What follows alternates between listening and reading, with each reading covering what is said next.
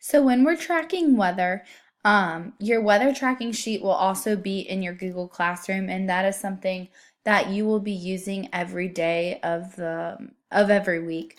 So just know that when I'm clicking on these links through these videos, most of them will be in your Google Classroom, and I'll make sure that they're specified of that. But going here, this is our weather tracker, which you're going to be doing every single day. So you have week 1, week 2, and week 3. And what you're going to be looking for is you're going to write the date. So, for example, you would write whatever month. The weekday, is it a Monday, Tuesday, Wednesday, Thursday, Friday, and then the date. You're going to write the temperature, the high temperature for the day, the low temperature for the day. The types of clouds that you see in the sky, so that will require you to go outside. Precipitation, is there precipitation? If there is, what is it?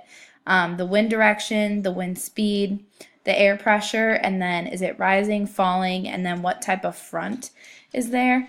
Now, not always, you can't always do this outside, so you might have to do a little research. So, for example, I would go to Weather Channel, or whatever weather station you prefer.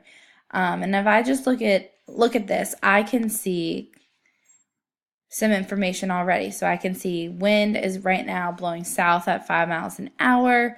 I can see the air pressure. All right, I can get a lot of information from this. So do your best to have a mixture of online information along with information that you collect yourself.